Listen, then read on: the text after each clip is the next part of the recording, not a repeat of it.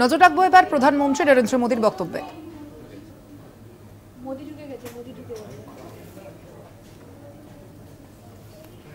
देश आत्मनिर्भर भारत अभियान के लिए एक और महत्वपूर्ण और बड़ा कदम उठा रहा है।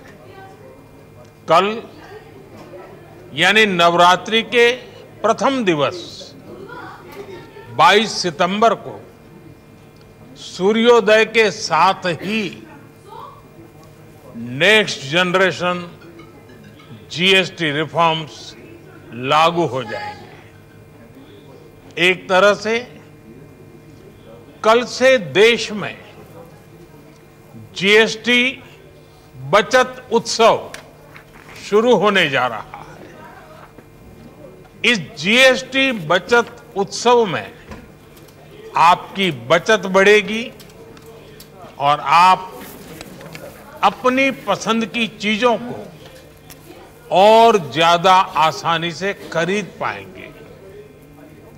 हमारे देश के गरीब, मध्यम वर्गीय लोग, न्यू मिडिल क्लास, युवा, किसान, महिलाएं, दुकानदार, व्यापारी, उद्यमी सभी को ये बचत उत्सव का बहुत फायदा होगा। यानी त्योहारों के इस मौसम में सबका मुंह मीठा होगा।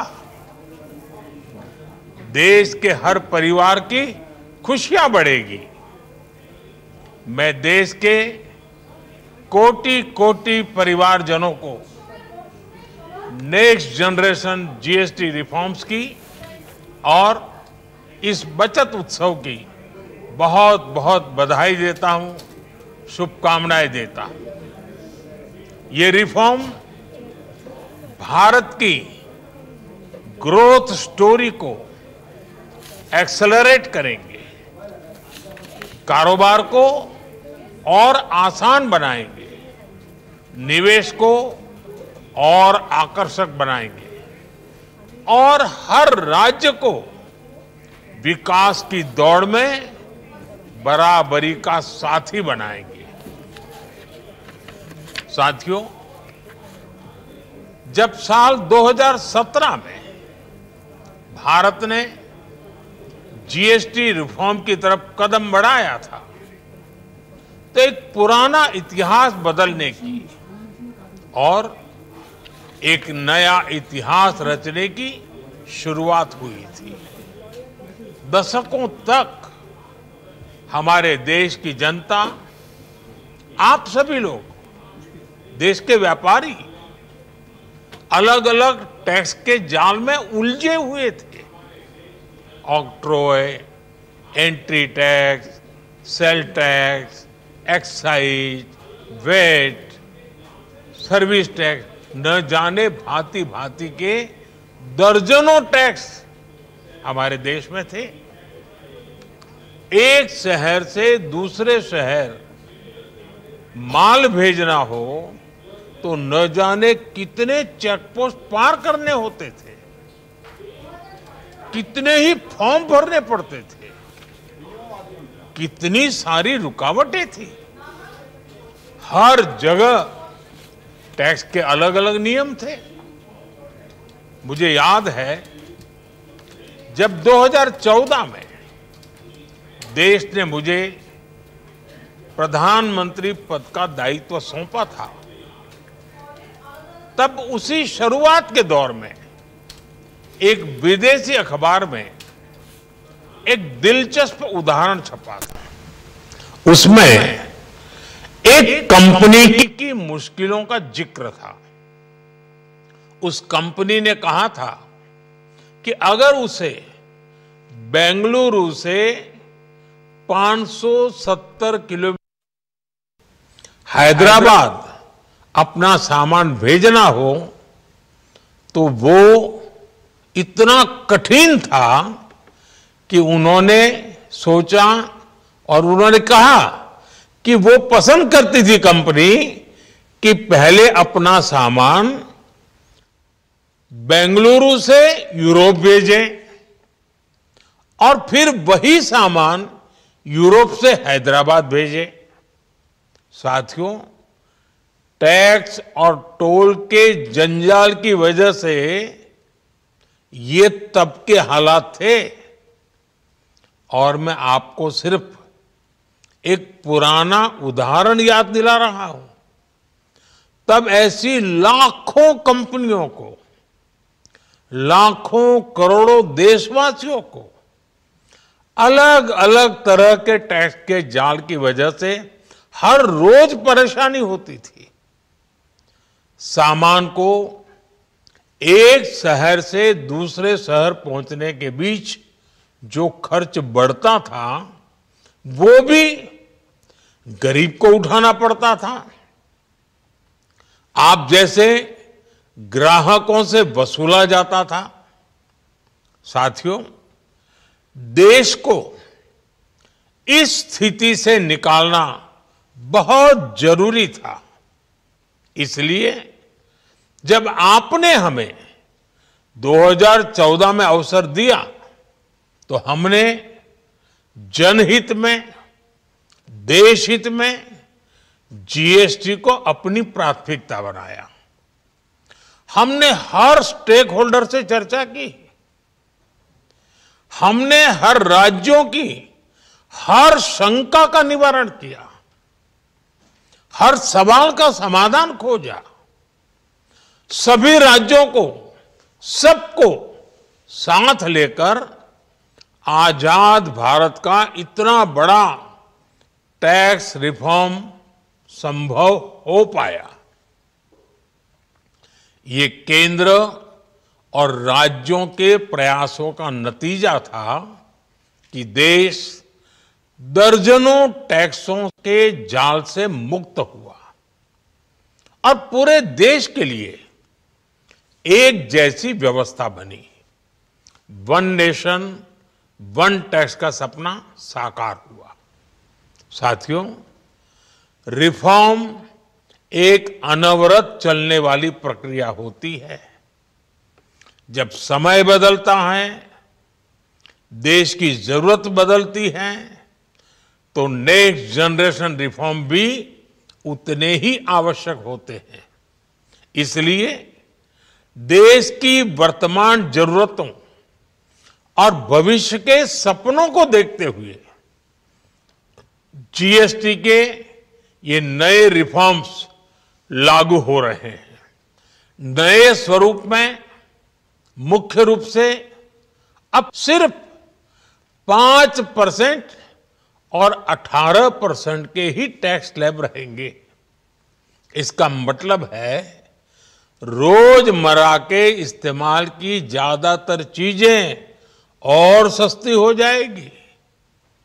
खाने पीने का सामान, दवाइयां, साबुन, ब्रश, पेस्ट, स्वास्थ्य और जीवन बीमा, ऐसे अनेकों सामान, अनेकों सेवाएं या तो टैक्स फ्री होगी या फिर केवल 5% टैक्स देना होगा।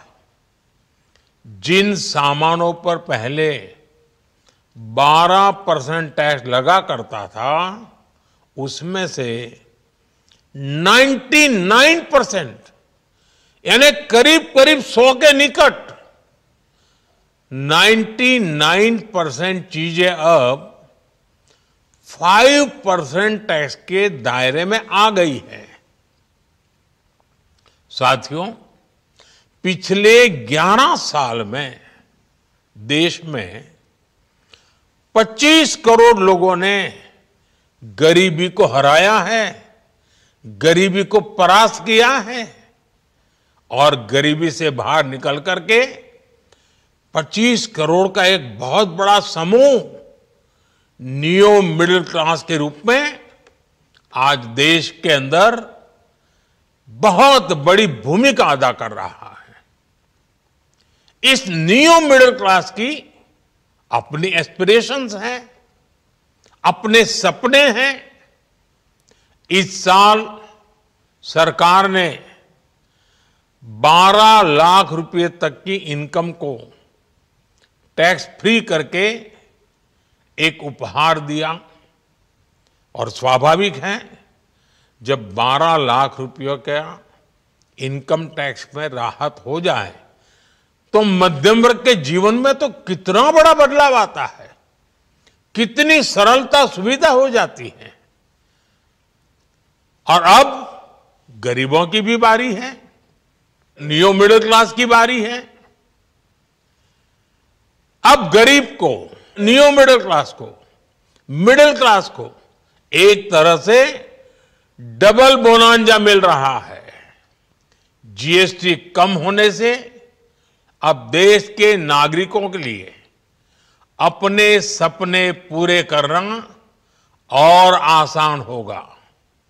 घर बनाना, टीवी, फ्रिज खरीदने की बात हो, स्कूटर, बाइक, कार खरीदना हो, ये सब पर अब कम खर्च करना होगा।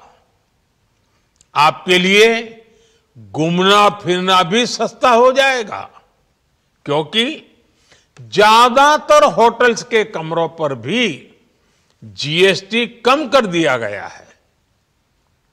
वैसे साथियों, मुझे इस बात की खुशी है कि दुकानदार भाई बहन भी जीएसटी रिफॉर्म को लेकर बहुत उत्साह में हैं। वो बहुत जीएसटी में हुई कटौती को ग्राहकों तक पहुंचाने में जुटे हुए हैं। बहुत सारी जगहों पर पहले और अब के बोर्ड लगाए जा रहे हैं। साथियों, हम नागरिक देवो भवः के जिस मंत्र के साथ आगे बढ़ रहे हैं, नेक्स्ट जनरेशन जीएसटी रिफॉर्म में इसकी साफ झलक दिखाई देती है। अगर हम इनकम टैक्स में छूट और जीएसटी में छूट को जोड़ दें तो एक साल में जो निर्णय हुए हैं उससे देश के लोगों को 2.5 लाख करोड़ रुपए से ज्यादा की बचत होगी। और तभी तो मैं कह रहा हूं, ये बचत उत्सव है। साथियों, विकसित भारत के लक्ष्य तक पहुंचने के लिए हमें आत्मनिर्भरता के रास्ते पर चलना ही होगा। और भारत को आत्मनिर्भर बनाने का बहुत बड़ा दायित्व हमारे एमएसएमईज यानी हमारे लघु, मध्यम और कुटीर उद्योगों पर भी है, जो देश के लोगों की जरूरत का है, जो हम देश में ही बना सकते हैं, वो हमें देश में ही बनाना चाहिए। साथियों, जीएसटी की दरें कम होने से नियम और प्रक्रियाएं और आसान बनने से हमारे एमएसएमईज, हमारे लघु उद्योगों को, कुटीर उद्योगों को बहुत फायदा होगा।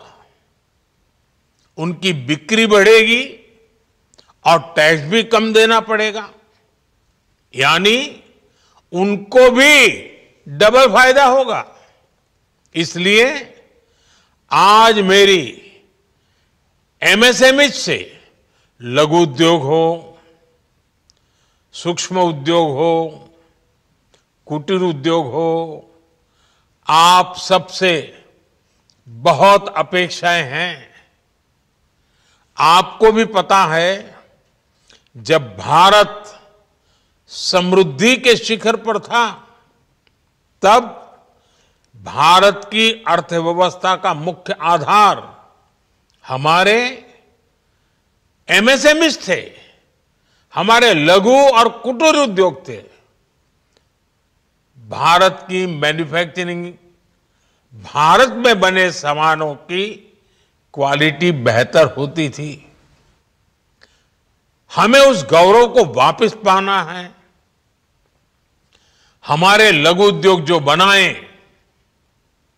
वो दुनिया में हर कसौटी पर बेस्ट हो, उत्तम से उत्तम हो। हम जो मैन्युफैक्चर करें वो दुनिया में आन बान शान के साथ देश के सारे पैरामीटर को पार करने वाला हो। हमारे प्रोडक्ट्स की क्वालिटी दुनिया में भारत की पहचान बढ़ाए, भारत का गौरव बढ़ाए। हमें इस लक्ष्य को लेकर काम करना है। साथियों, देश की स्वतंत्रता को जैसे स्वदेशी के मंत्र से ताकत मिली, वैसे ही देश की समृद्धि को भी स्वदेशी के मंत्र से ही शक्ति मिलेगी। आज जाने अनजाने हमारी रोजमर्रा की जिंदगी में बहुत सी विदेशी चीजें जुड़ गई है, हमें पता तक नहीं है। हमारे जेब में कंघी विदेशी है कि देसी, हमें पता ही नहीं है। हमें इनसे भी मुक्ति पानी होगी। हम वो सामान खरीदें जो मेड इन इंडिया हो, जिसमें हमारे देश के नौजवानों की मेहनत लगी हो, हमारे देश के बेटे बेटियों का पसीना हो। हमें हर घर को स्वदेशी का प्रतीक बनाना है, हर दुकान को स्वदेशी से सजाना है। गर्व से कहो ये स्वदेशी है, गर्व से कहो मैं स्वदेशी खरीदता हूं, मैं स्वदेशी सामान की बिक्री भी करता हूं। ये हर भारतीय का मिजाज बनना चाहिए। जब ये होगा तो भारत तेजी से विकसित होगा। मेरा आज सभी राज्य सरकारों से भी आग्रह है,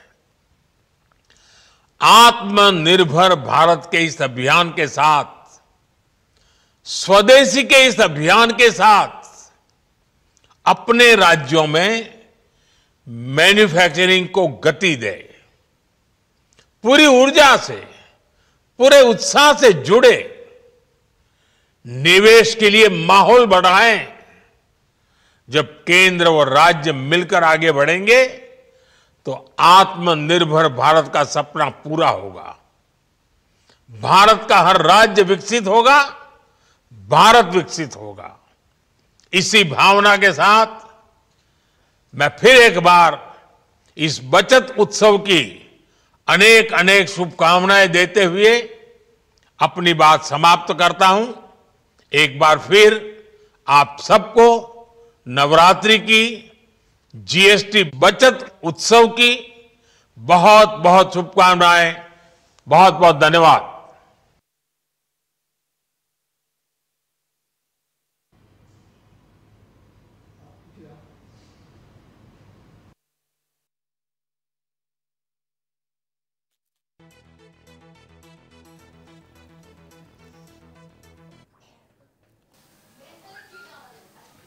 প্রধানমন্ত্রী নরেন্দ্র মোদীর কি বক্তব্য আপনারা শুনছেন। এতক্ষণ আজ জাতির উদ্দেশ্যে ভাষণ দিলেন প্রধানমন্ত্রী নরেন্দ্র মোদী এবং তিনি যেমনটা জানালেন, কাল থেকে আপনারা জানেন 22শে সেপ্টেম্বর থেকেই কিন্তু জিএসটির যে নতুন হার, সেই হারেই কিন্তু কর দিতে হবে এবং সেই 2% আমরা দেখেছিলাম, সেই 2%ই কিন্তু বিভিন্ন পণ্যের ক্ষেত্রে জারি থাকবে। 5% এবং 18% মূলত এই দুটি স্ল্যাবই কিন্তু জারি থাকবে এবং আগামীকাল থেকেই কিন্তু সেই নীতির রূপায়ণ করা হবে। এবং তার আগেই প্রধানমন্ত্রী নরেন্দ্র মোদীর আজকের এই ভাষণ, যেখানে তিনি জিএসটি বাচত উৎসবের কথা বলেছেন, আগামীকাল অর্থাৎ 22শে সেপ্টেম্বর থেকেই কিন্তু এই জিএসটি বাচত উৎসব শুরু হবে। অবশ্যই এর মাধ্যমে যে কৃষক থেকে শুরু করে মহিলা ব্যবসায়ীরা, দোকানদাররা প্রত্যেকে উপকৃত হবেন, সেই বিষয়টিও কিন্তু বারংবার আজ প্রধানমন্ত্রী নরেন্দ্র মোদী তার বক্তব্যে উঠে এসেছে।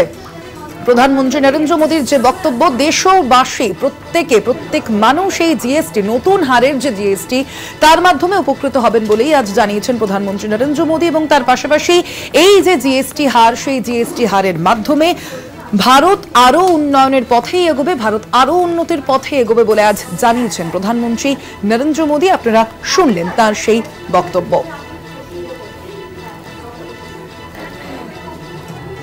আমরা এই বিষয়ে কথা বলবো। আমাদের সঙ্গে এই মুহূর্তে নিউজরুম থেকে সরাসরি রয়েছেন আমাদের কলকাতা টিভির পলিটিক্যাল এডিটর আশিস চট্টোপাধ্যায়।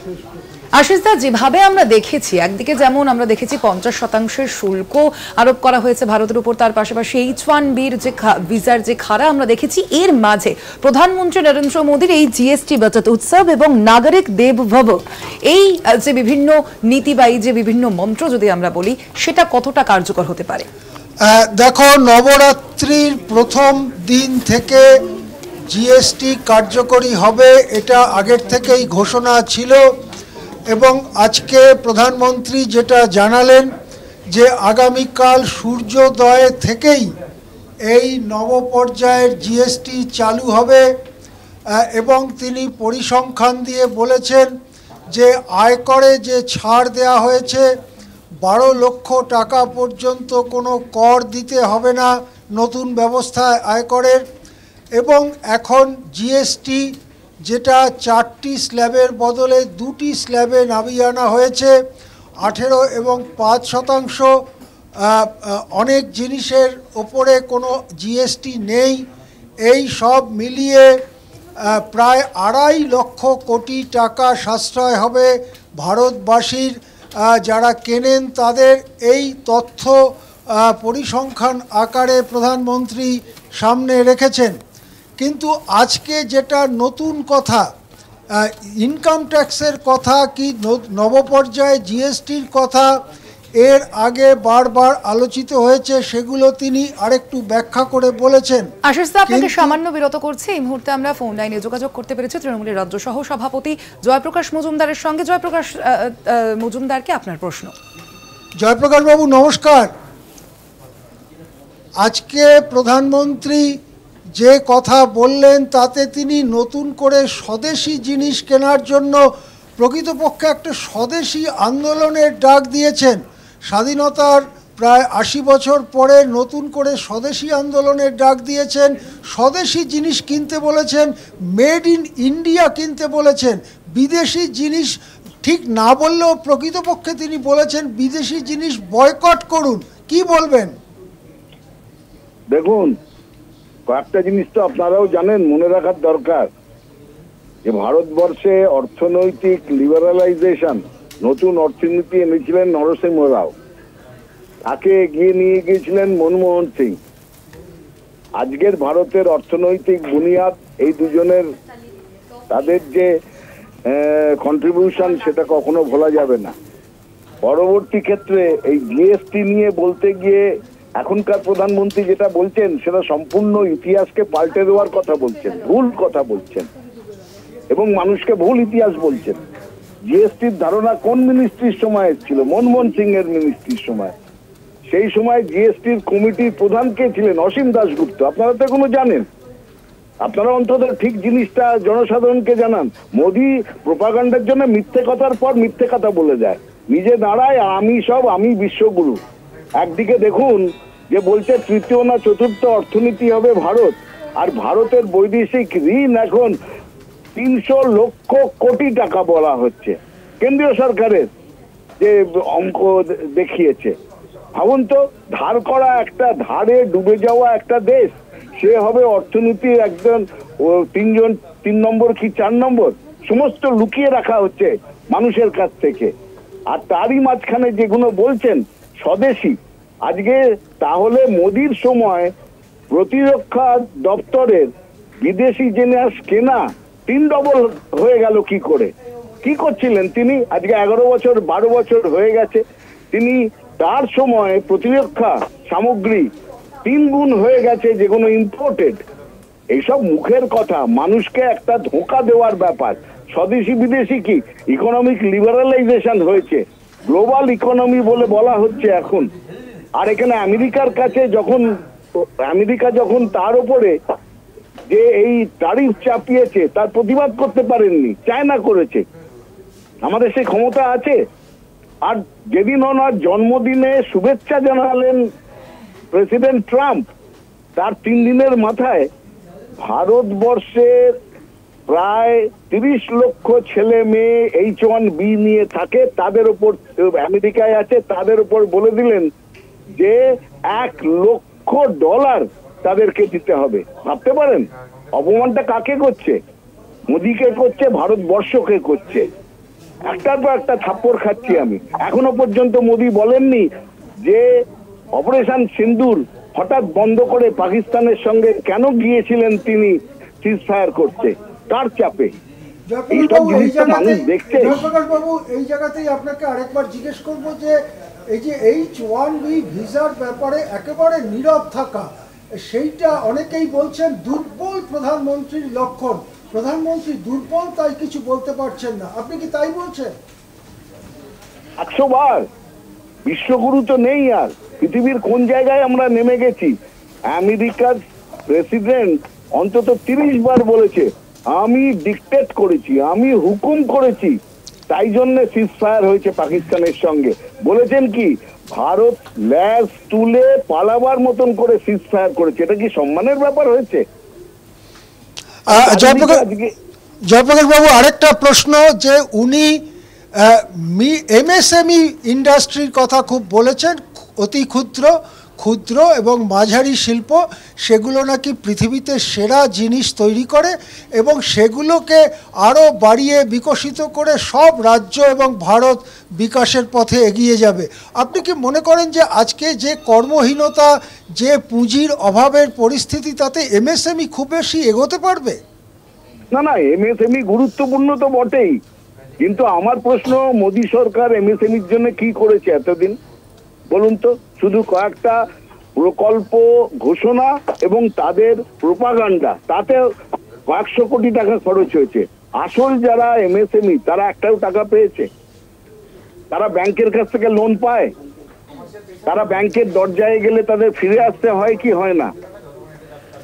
সব থেকে বড় কথা MSMEর কথা বলেছেন, আপনারা নিশ্চয়ই জানেন MSMEতে ক্ষুদ্র এবং অতি ক্ষুদ্র শিল্পে পশ্চিমবঙ্গ হচ্ছে সারা ভারতবর্ষে 1 নম্বর। কি করে বলুন তো? পশ্চিমবঙ্গ সরকারের জন্য 1 নম্বরে আছে, মোদির জন্য নেই। মোদির বলুন অন্য রাজ্যে কি অবস্থা? এইসব মুখে বলে দিলেই হয় না। ভালো ড্রেস করে, ভালো টিভি, ভালো ক্যামেরা, ভালো জায়গা বেছে নিয়ে শুধু প্রোপাগান্ডাতে একটা ভারতবর্ষের মতন দেশ চলে না দাদা। একদমই জয়প্রকাশ বাবু আমাদের মনে করিয়ে দিলেন আমাদের রাজ্য MSMEতে ভারত সেরা। অনেক ধন্যবাদ জয়প্রকাশ মজুমদার, আপনাকে অনেক ধন্যবাদ। হ্যাঁ, একেবারেই আশিস, অর্থাৎ যেমনটা আপনি বলছিলেন এই বিষয়ে। দেখো, আজকে যে নতুন কথাটা জোরের সঙ্গে নরেন্দ্র মোদী বলেছেন সেটা হচ্ছে মেক ইন ইন্ডিয়া স্ট্যাম্প লাগানো আছে, দেখে জিনিস কিনতে হবে। এইটা এত স্পষ্ট করে এভাবে প্রধানমন্ত্রী এর আগে বলেননি। এর আগে একবার প্রধানমন্ত্রী বেশ কয়েক বছর আগে ডাক দিয়েছিলেন মেক ইন ইন্ডিয়া, অর্থাৎ জিনিস ভারতে বানানো হোক, তার জন্য নানা রকম উৎসাহ দেয়া হবে, ব্যাংক থেকে যাতে ঋণ পাওয়া যায়, সংস্থাগুলো সেই ঋণ নিতে পারে, সেই সব ব্যবস্থা ভারত সরকার করবে ইত্যাদি ইত্যাদি।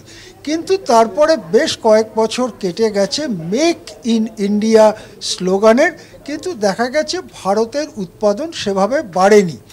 আজকে যে কথাটা বললেন সেটা মেক ইন ইন্ডিয়া নয়, মেড ইন ইন্ডিয়া, অর্থাৎ যে জিনিস ভারতে তৈরি সেই জিনিস কিনতে হবে। এই কথার অর্থ হচ্ছে যে জিনিস মেড ইন ইন্ডিয়া না লিখে ইন্ডিয়ার বদলে অন্য কোনো দেশের নাম লেখা আছে সেই জিনিস বয়কট করতে বলা হচ্ছে মোদির তরফ থেকে। তাহলে এটাই কি আজকে ভারতের সামনে রাস্তা, যে রাস্তা হয়তো আমেরিকা নিচ্ছে তার দেশে বিদেশি পণ্য ঢুকতে না দেবার জন্যে বিশেষ বিশেষ কিছু দেশের ওপরে শুল্কের পাঁচিল তোলা, সেই রাস্তা কি ভারতও নিচ্ছে? এবং সেটা শুল্কের পাঁচিল না তুলে স্বদেশী একটা ডাক দেওয়ার মধ্য দিয়ে, মেড ইন ইন্ডিয়া জিনিস কেনবার আহ্বান জানাবার মধ্য দিয়ে প্রকৃতপক্ষে ভারতে কি অন্য দেশের তৈরি করা জিনিস বয়কটের ডাক দিচ্ছে কেন্দ্রীয় সরকার, প্রধানমন্ত্রী? এটা একটা অনেক বড় কথা, কেননা সারা পৃথিবীর সঙ্গে ট্রেড অ্যান্ড কমার্সে ভারতেরও ব্যবসায়ী মহল, ভারতের বাণিজ্য, ভারতের অর্থনীতি পুরোপুরি জড়িয়ে আছে। এই পরিস্থিতিতে যদি সেই জায়গার থেকে সংযোগ ছিন্ন করে ভারত কেবলমাত্র মেড ইন ইন্ডিয়া জিনিসের অর্থনীতিতে পরিণত হয়, তাহলে তার শেষ পর্যন্ত প্রভাব কি সেটা কিন্তু গভীরভাবে ভাববার ব্যাপার আছে। এই ধরনের কাজের ফলে আদৌ দেশের অর্থনীতি লাভ হবে কিনা, দেশের অর্থনীতির বিকাশ হবে কিনা, সেই জিনিস ভাবার প্রয়োজন আছে। একেবারে অবশ্যই প্রয়োজন আছে। আশিস দা, এই মুহূর্তে আমরা যোগাযোগ করতে পেরেছি টেলিফোন লাইনে প্রদেশ কংগ্রেস মুখপাত্র সৌম্য আইচ রায়ের সঙ্গে। আপনার প্রশ্ন আশিস দা। সৌম্যবাবু নমস্কার। হ্যাঁ নমস্কার। আজকে প্রধানমন্ত্রী নরেন্দ্র মোদী বলেছেন যে মেড ইন ইন্ডিয়া দেখে জিনিস কিনুন, পরোক্ষে তিনি বলেছেন বিদেশি পণ্য বয়কট করুন। এই ব্যাপারে আপনি কি বলবেন? দেখুন, প্রধানমন্ত্রী যখনই মুখ খোলেন তখনই উনি এমন এমন কথা বলেন যে কথাগুলো আমরা দীর্ঘদিন ধরে এটা বলে আসছি যে প্রধানমন্ত্রী শুধুমাত্র বলেন, বলার পরে উনি করেন কিনা সেটা ভারতবর্ষের মানুষ বুঝতে পারেন। আজকে সারা ভারতবর্ষে মাথাপিছু রোজগার কমেছে।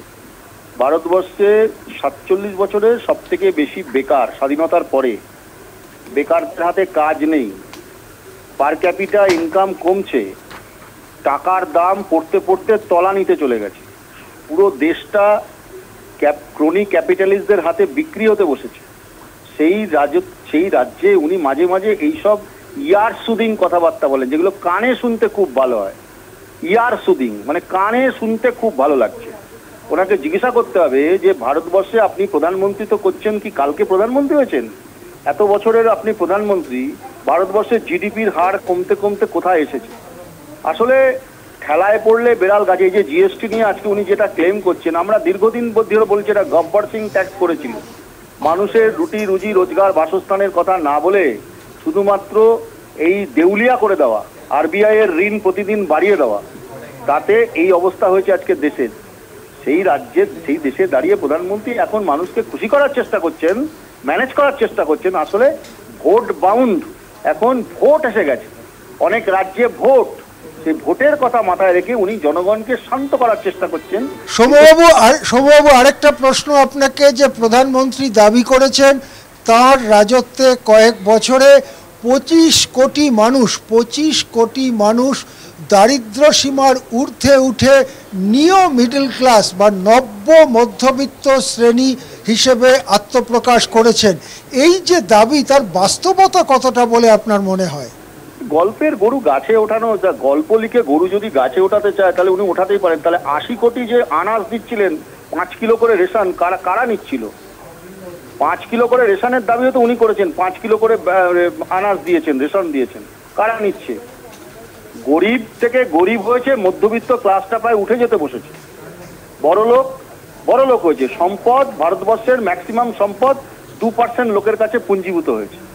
অর্থনৈতিকভাবে দেশটা দেউলিয়া হওয়ার পথে, আর প্রধানমন্ত্রী গল্প শোনাচ্ছেন। আচ্ছা, আরেকটা প্রশ্ন সৌম্যবাবু, আপনাকে একটা শেষ প্রশ্ন করব, যে সম্প্রতি মার্কিন যুক্তরাষ্ট্র যে সিদ্ধান্ত নিয়েছে H-1B ভিসার ব্যাপারে, অনেকেই আশা করেছিলেন এর পরিপ্রেক্ষিতে যে সংকট দেখা দিতে পারে সে সম্পর্কে প্রধানমন্ত্রী মুখ খুলবেন। একেবারে কিছু বললেন না, কোনো কথাই বলছেন না তারা। এটা কি দুর্বল প্রধানমন্ত্রী? এই কথাটাকেই আরো জোরালো করছে না? মাননীয় প্রধানমন্ত্রী নিজেকে 56 ইঞ্চি বলতেন, তো ওনার বন্ধু ট্রাম্প, ওনার বন্ধু যাকে উনি বলেছেন আপকি বাত ট্রাম্প সরকার, পাশে গলায় জড়িয়ে ধরতেন, হাফ ডিপ্লোম্যাসি করেছেন। তো সেই মাননীয় বন্ধু তাহলে উনি H1B1 ভিসা নিয়ে তো আমরা রাহুল গান্ধী অনেকদিন আগেই বলেছিল, আমরা জানতাম এই যে ট্যারিফ লাগানো, এই যে শুল্ক লাগাচ্ছে একটার পর একটা, ভারতকে কষান করছে, এই যে ফেলিওর, এর দায় তো উনি নেবেন না। তার কারণ উনি চুপ করে আছেন এখন। ওনার যত 37 বার একটা রাষ্ট্রের প্রধান বলল যে আমরা সিজফায়ার করেছি, উনি মুখ দিয়ে একটা কথা বলেছেন? না লোকসভাতে বলেছেন, না বাইরে বলেছেন। আসলে ভয় পান, উনি ভয় পান, তাই ওনার মুখ দিয়ে কথা বেরোয়। অনেক ধন্যবাদ সৌম্যবাবু। সৌম্যবাবুর দাবি ডোনাল্ড ট্রাম্পকে ভয় পান নরেন্দ্র মোদী। অনেক ধন্যবাদ কলকাতা টিভিতে কথা বলার জন্য। হ্যাঁ আশিস দা, আজকের প্রধানমন্ত্রী নরেন্দ্র মোদীর যেই বক্তব্য, সেই বক্তব্য থেকে মূলত কোন কোন বিষয়গুলোকে আপনার বিশেষ গুরুত্বপূর্ণ বলে মনে করা হচ্ছে? দেখুন, নরেন্দ্র মোদী একটা বলেছেন দিনক্ষণের ব্যাপারে। তিনি বলেছেন যে আজ রাত কাবার হলে কাল সূর্যোদয় থেকে নব জমানার জিএসটি চালু হবে। এই কথাটা একটা দিনক্ষণের ব্যাপার। সমস্ত দেশবাসীকে জানালেন যে কালকে সূর্যোদয়ের পরে যারাই দোকানপাট করতে যাবেন, কেনাকাটা করতে যাবেন, তারা নতুন জিএসটির সুযোগ সুবিধা পাবেন। নরেন্দ্র মোদী তা একটা পরিসংখ্যান আমাদের দিয়েছেন। সেটা হচ্ছে ইনকাম ট্যাক্সে 12 লক্ষ টাকা বাৎসরিক আয় পর্যন্ত কোনো কর দিতে হবে না। এর জন্য যোগ প্লাস জিএসটিতে যে সুবিধা সাধারণ মানুষ পাবেন, এই দুটো জিনিস যোগ করলে সাধারণ মানুষের সাশ্রয় হবে 2.5 লক্ষ কোটি টাকা, যে টাকাটা তাদের হাতে থাকবে বাড়তি কেনাকাটার জন্য। তিনি সবথেকে বেশি গুরুত্ব দিয়েছেন মেড ইন ইন্ডিয়া জিনিস কেনার জন্য। তিনি আহ্বান জানিয়েছেন জিনিস কেনবার আগে দেখে নেবেন সেটা মেড ইন ইন্ডিয়া বা ভারতে উৎপন্ন, ভারতে প্রস্তুত কিনা। এর অর্থ হচ্ছে প্রকারান্তরে তিনি বললেন যদি কোনো জিনিসের গায়ে মেড ইন ইউএসএ বা made in China, made in UK, made in Germany এইসব লেখা থাকে, তাহলে সেই সব পণ্য বয়কট করবেন এবং সেই ধরনের জিনিস মেড ইন ইন্ডিয়া দেখে তবে কিনবেন। আজকে স্বাধীনতার 80 বছর পরে নতুন করে স্বদেশী অভিযানের মতো একটা ডাক তিনি দিয়েছেন। তিনি বলেছেন এর মধ্য দিয়েই রাজ্যগুলো এবং দেশ বিকশিত হবে। ভারতের যে growth story, coat unquote Narendra মোদীর ভাষায়, ভারতের যে গ্রোথ স্টোরি, সেই স্টোরি আরও শক্তিশালী হবে, এই কথা তিনি বলেছেন। পাশাপাশি উৎপাদনের ক্ষেত্রে তিনি অতি ক্ষুদ্র, ক্ষুদ্র এবং মাঝারি শিল্পের গুরুত্বকে আবার সামনে এনেছেন। তিনি বলেছেন যে এই সব শিল্প প্রতিষ্ঠানগুলো পৃথিবীতে সেরা জিনিস তৈরি করতে পারে, তাদের সেই দক্ষতা রয়েছে, তাদের সেই কর্মপদ্ধতি রয়েছে। সুতরাং এমএসএমইকে উৎসাহ দেওয়ার কথা তিনি বারবার বলেছেন এবং এমএসএমইর মধ্য দিয়েই এই দেশ বিকশিত হবে, এই কথা তিনি বলেছেন। কিন্তু যেটা আশ্চর্যের ব্যাপার যে এই যে 50% শুল্ক আমেরিকা ভারতের ওপরে চাপিয়েছে, অতি সম্প্রতি এই যে H1B ভিসার ব্যাপারে $1 লক্ষ বা প্রায় 1 কোটি টাকা বাৎসরিক ফিয়ের কথা মার্কিন যুক্তরাষ্ট্র ঘোষণা করেছে, যার ফলে লক্ষ লক্ষ যুবক যুবতী যারা উচ্চশিক্ষিত মেধাবী, যারা আমেরিকায় যেতেন সেখানে পেশার সন্ধানে, তারা যেতে তো পারবেনই না, অনেককে হয়তো ফিরে আসতে হবে, এইরকমও আশঙ্কা দেখা দিয়েছে। এই সব ব্যাপারে একেবারে মুখে কুলুপ আটলেন নরেন্দ্র মোদী।